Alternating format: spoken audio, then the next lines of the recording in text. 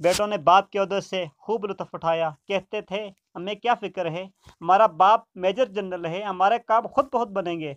और बनते भी रहे। एक टेलीफोन कॉल पर सब कुछ कदमों में हाजिर हो जाता था। फिर वो दिन आ गया जब ये बेटे भूल गए कि यही बाप है जिसके नाम ओहदे की वजह से लोग हमें सर सर कहते थे। बाप किसी बीमारी की वजह से चलते फिरते और बोलने से महजूर हो गया। बेटे कहने लगे, अब तो बाप की कमजोरी देखी नहीं जाती। एक बेटे ने कहा, अब्बा की जायदाद और माल की तकसीम करते हैं, न जाने कब मर जाए। अब तो शर्म आती है बताते हुए कि लोग क्या कहेंगे। जब दोस्त आते हैं तो सामने ये बूढ़ा होता है। चलो एक नौकर मुस्तकिल इनके साथ रहने के लिए रख देते हैं, जो इनका ख्याल रखे। 20,000 महाना दे देंगे। नौकर आ गया और इसी घर के एक कमरे में बाप को फर्श पर गदा लगा के दे दिया गया। उन नौकर को कहा, इसका पूरा ख्याल रखना, हमें कोई शिकायत न मिले। बेटों की शादियां हुई। एक ने गर्मी की छुट्टियां गुजारने फ्रांस का प्रोग्राम बनाया, दूसरे ने लंदन का, तीसरे ने पेरिस का, और हर जगह अपना तारफ मेजर जनरल के बेटे होने से शुरू करते।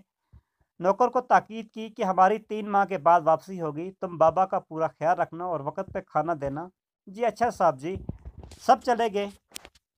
वो बाप अकेला घर के कमरे में लेटा सांस लेता रहा। न चल सकता था, न खुद से कुछ मांग सकता था। नौकर घर को ताला लगाकर बाजार से ब्रेड लेने गया तो इसका एक्सीडेंट हो गया। लोगों ने इसे हॉस्पिटल पहुंचाया और वो कोमे से होश में न आ सका। बेटों ने नौकर को सिर्फ बाप के कमरे की चाबी देकर बाकी सारे घर को ताला लगाकर चाबियां साथ ले गए थे। मुलाजिम इस कमरे को ताला लगाकर चाबी साथ लेकर गया था।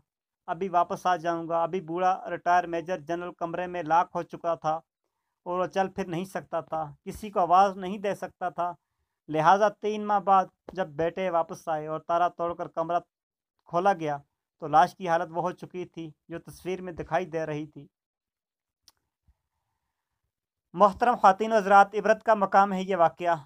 हम किस तरह अपने औलाद के लिए हलाल और हराम की परवाह किए बगैर इनका मुस्तकिल संवारे के लिए तन मन धन खपाते हैं और ज़्यादा से ज़्यादा दौलत जायदादें बनाकर इनका मुस्तकिल महफूज करने की कोशिश करते हैं और सोचते हैं कि ये औलाद कल बुढ़ापे में मेरी खिदमत करेगी। आला तरीन गैर मुल्की स्कूलों में दुनियावी तालीम दिलाते हैं और दीन इस्लाम की तालीम दिलवाने की को तौहीन समझते हैं, जिसमें सिखाया जाता है कि वालिदैन की खिदमत में अजमत है।